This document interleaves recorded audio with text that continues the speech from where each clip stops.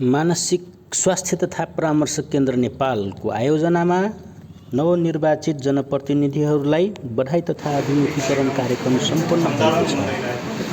राजापुर नगरपालिकाको सभामा भएको उक्त कार्यक्रमको सञ्चालक प्रशासन शाखा प्रमुख श्री खड्गप्रसाद ओलीले गर्नुभएको थियो भने सभाध्यक्षमा नगर प्रमुख श्री विकेश थारू रहनुभएको थियो।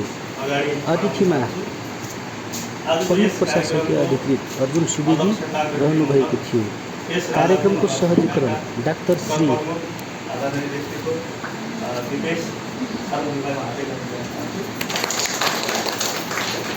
डाक्टर श्री पशुपति महत रहनुभएको थियो। कार्यक्रममा मनोसामाजिक परामर्शको अर्थ र मनोसामाजिक परामर्शको आवश्यकताको बारेमा उल्लेख गरिएको थियो भने हाम्रो समाजमा बढ्दै गएको मानसिक रोगीहरूको स्थितिलाई कसरी सुधार्न सकिन्छ भन्ने कुरामा छलफल भएको थियो। यसै गरी आसन ग्रहणको लागि सीएमसी नेपालका प्राविधिक निर्देशक डाक्टर पशुपति महतलाई यसै गरी आसन ग्रहणको लागि सीएमसी नेपालका जिल्ला संयोजक भागीराम चौधरीलाई यसै गरी आसन ग्रहणको लागि यस राजापुर नगरपालिकाका विभिन्न विषयगत शाखाका शाखा प्रमुखहरूलाई पनि म हार्दिक अनुरोध गर्न चाहन्छु। यस कार्यक्रममा उपस्थित राजापुर नगरपालिकाका कर्मचारी तथा सीएमसी नेपालका कर्मचारीहरूलाई पनि म आसन ग्रहणको लागि हार्दिक अनुरोध गर्न चाहन्छु। आजको यस कार्यक्रममा उपस्थित हुनुभएका पीडित परिवारका या उपस्थित सम्पूर्णलाई म आसन ग्रहणको लागि हार्दिक अनुरोध गर्न चाहन्छु। हामी निर्धारित समयभन्दा अलिक ढिला हुने सहित यो कार्यक्रमको उद्देश्य र सीएमसी नेपालले राजापुरमा हालसम्म गरिरहेका गतिविधि र हामी आगामी दिनहरूमा गर्ने कार्यक्रमको मोटामोटी रूपरेखा समेत हामी हाम्रा नयाँ जनप्रतिनिधिहरू जसलाई यो सीएमसी नेपालले के गरिरहेको छ भन्ने विषयमा पनि अलिकति जिज्ञासा संसदको विषयमा पनि मन्तव्य राखिदिनु र यस सीएमसी नेपालका जिल्ला संयोजक भागीराम चौधरीलाई म हार्दिक अनुरोध गर्छु। उपस्थितहरूलाई स्वागत मन्तव्यबाट स्वागत गर्दै भागीराम चौधरी।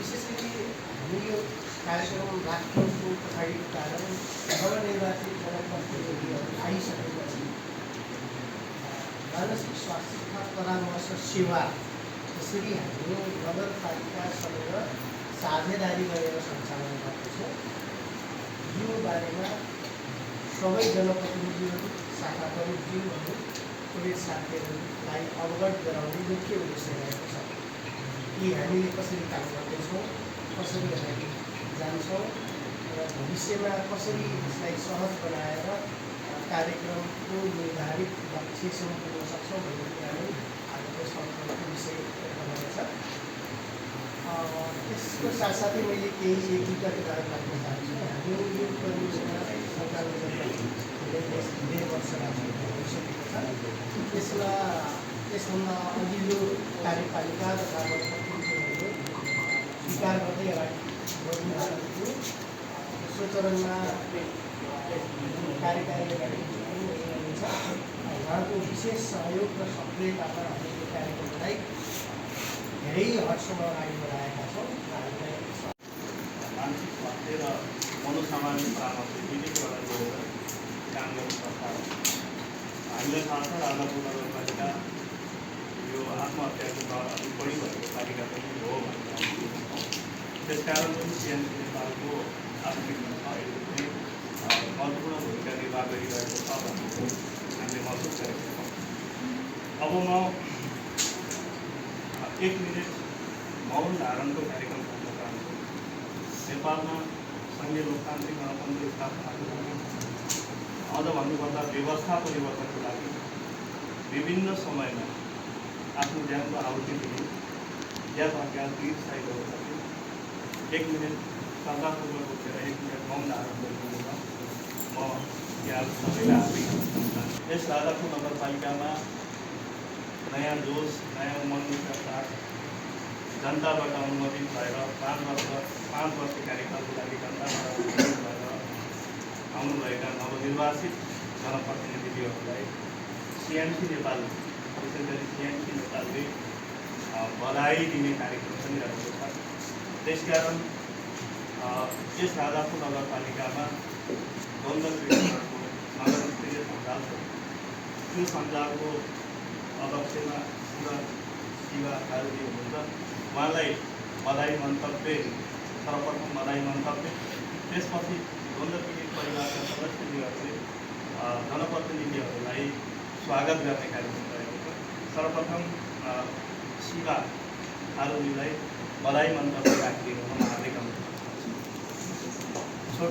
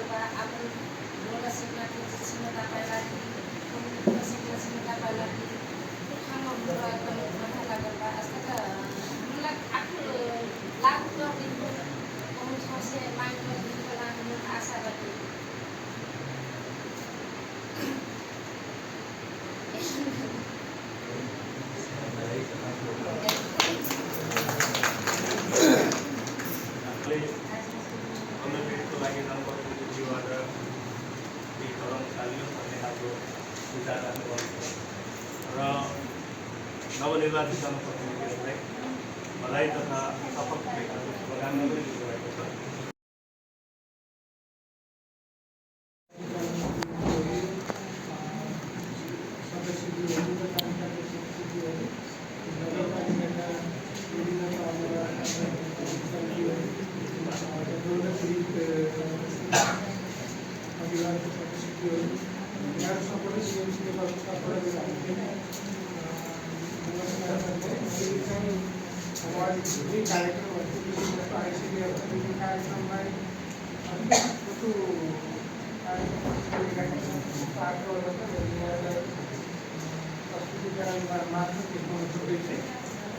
मलाई समय अलिक दबाब नगरपछि यहाँदेखि सबै शब्द चाहिँ पढिदिनु आफ्नो जनप्रतिनिधिहरूलाई कार्यक्रम जानकारी दिनुपर्छ। सुरुमै हामीले सबै कम्युनिटीकरण कार्यक्रम राखेका छौँ। पार्टी संस्थाको नेपाल सरकारको सिएमसीको कामबारे जानकारी गराउँदै र हामी चाहिँ डाक्टर पशुपति महत मानसिक स्वास्थ्यका विज्ञहरू मनोसामाजिक परामर्श क्षेत्रका विज्ञहरूले बनाएको संस्था हो र अहिले हामी चाहिँ 196 स्थानीय तहमा 51वटा जिल्लामा विभिन्न 10वटा मानसिक स्वास्थ्य र मनोसामाजिक परामर्शको परियोजना मार्फत कार्यक्रम चलाइरहेका छौँ भने अब हामीले गर्नुपर्ने काम चाहिँ विशेष गरी मानसिक स्वास्थ्यको सेवालाई नेपाल सरकारको यहाँको थाहा छ मानसिक स्वास्थ्यलाई हाम्रो स्वास्थ्य सेवाहरूसँग अझै पनि समेटिसकेका छैन। त्यो स्वास्थ्य सेवाको समेट्नको निम्ति आवश्यक दक्षता सिपहरू चाहिने हुन्छ स्वास्थ्य कर्मीलाई। त्यो पाटोमा हामीले तालिम दिने सुपरिवेक्षण गर्ने र मानसिक स्वास्थ्यमा समुदायलाई एकदमै धेरै के अरे एक खालको स्टिग्मा छ होइन, एक खालको गलत विश्वासहरू छ, त्यो विभेदको व्यवहारहरू छ। त्यसमा चाहिँ र धेरै जसो मानसिक स्वास्थ्यको उपचार छैन भन्ने खालको विश्वास भएकोबाट त्यो विश्वासलाई चिर्नको निम्ति अलिकति जनचेतना अभिवृद्धि गर्ने कार्यक्रमहरू पनि सरकारी स्वास्थ्य निकायभित्रकै रहेका संरचनाहरू विशेष गरी महिला स्वास्थ्य स्वयंसेवी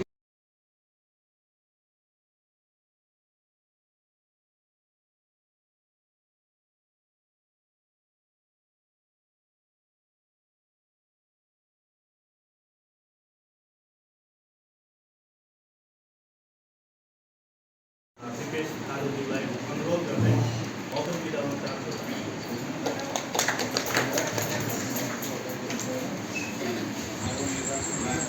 कार्यक्रमलाई सम्बोधन गर्दै राजापुर नगरपालिकाको नगर प्रमुख श्री राजेश थारू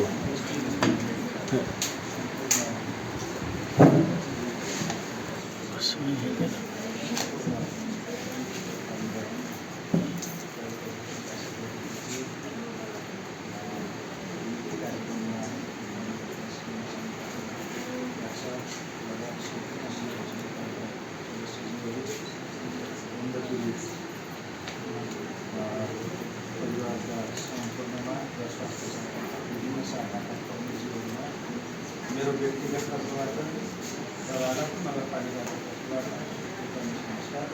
मैले धेरै कुरा गर्न चाहेन। आज साँच्चै नै भन्ने हो भने यही कार्यक्रम गरिरहँदा अहिले भर्खर पनि संयोग डाक्टर पनि डाक्टर साहब आउनुभएको छ। एकजना बिमारी यही सम्बन्धी बिमारी मेरो घरकै छेउमा, यहाँ म ढिलो आउनुको कारण त्यो छ। आज साँच्चै नै भन्नुहुन्छ भने भर्खरको कलिलो उमेरको एउटा 18-22 वर्षको केटी हो। हिजोदेखि नै ऊ अलिअलि कुलटमा फसेको रहेछ, गाँदाहरू खाँदो रहेछ। अलि हिजो रातिबाट ऊ चाहिँ केही पनि थाहा नपाउने अवस्था भइसकेको अवस्थामा मैले आफ्नो कपडा मात्र च्यातिराखेको छ। आफ्नो कपडा बाहेक उसलाई जे पाए त्यही बोलिराखेको छ। अहिले यहाँ घरमै ल्याइदिएको छ। नबानिकन उपाय छैन, तर बान्नु हुँदैन भन्ने यहाँ नीति छ। नबानेर उसलाई सम्झाउन सक्ने अवस्था छैन। त्यसैमा म बिहान यता ठिक्कै निक्लिन लागेँ, राति पनि त्यही भुलिएँ।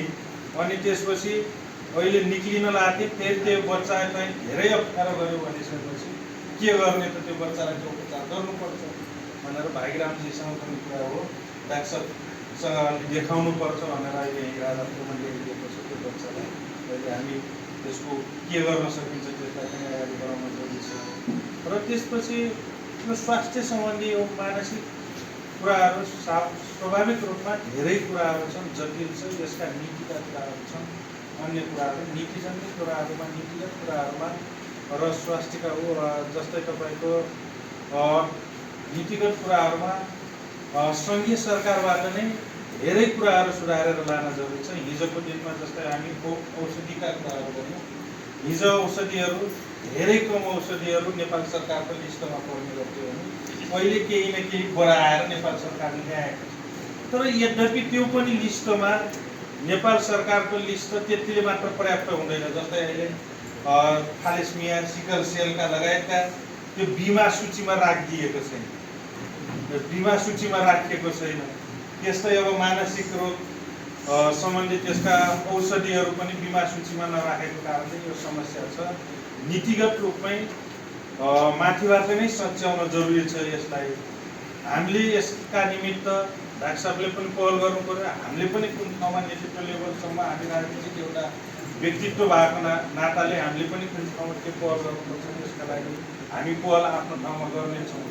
र राजापुर नगरपालिकामा यो जुन प्रकारको अहिले मानसिकै कारणले गर्दा अहिले जुन प्रकारले राजापुर नगरपालिकामा जुन तपाईँको आत्महत्या गर्ने दर चाहिँ असाध्यै धेरै बढेर गएको छ। सायद हामी हप्तामा एउटा सुन्नमा अहिले यो बिचमा आइराखेको छ।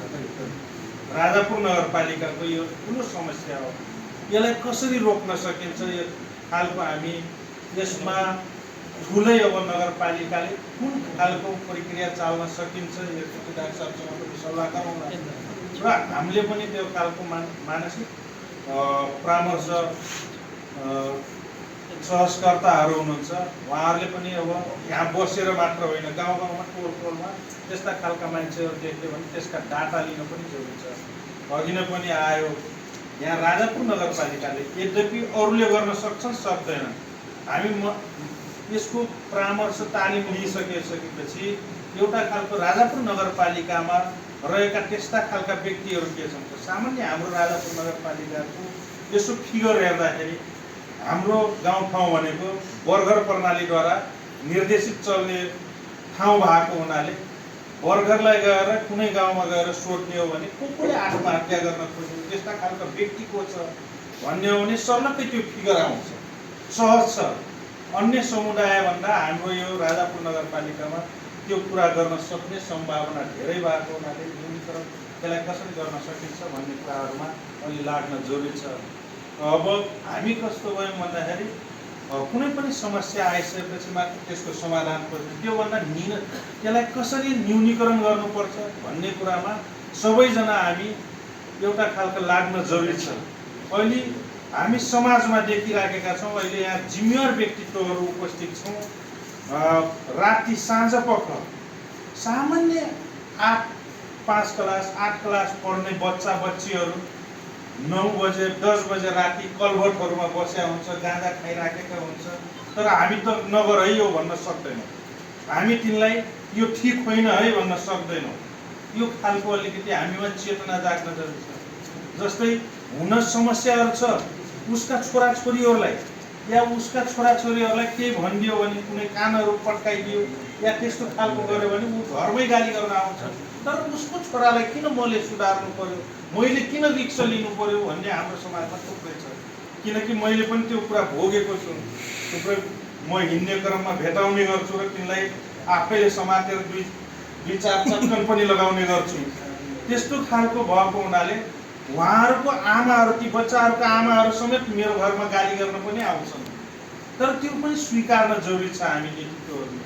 त्यस्ता खालका अब हामी अर्काको बच्चाका निमित्त हामी किन मुर्सिनु, किन रिक्स लिनु भन्ने जुन खालको हाम्रो समाजमा छ, यो खालको जुन यो प्रवृत्ति छ, यसलाई कमसेकम हामीले रिक्स नलिए कसले लिन्छ। हामी एउटा खालका सामाजिक अगुवाहरू हौँ, सामाजिक अभियन्ताहरू हौँ, हामीले एउटा खालको राजनीतिक गर्ने व्यक्तित्वहरू लगायत यहाँ रहेका तपाईँको हामी त्यो खालको समाजमा रहेका बुद्धिजीवीहरूले जसले त्यो खालको गतिविधिमा संलग्न हुन जरुरी छ। रिक्स नलिकन कुनै पनि चिजहरू परिवर्तन हुन सक्दैन।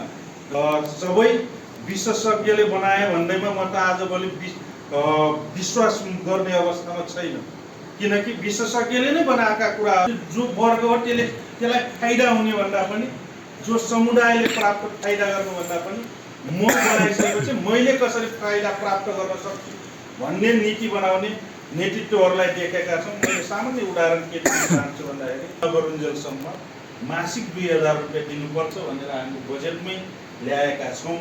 त्यसकारण त्यसमा हामी अवहेलना गर्ने, शहीद बेपत्ता परिवारलाई सम्मान नगर्ने भन्ने कुरा आउँदैन।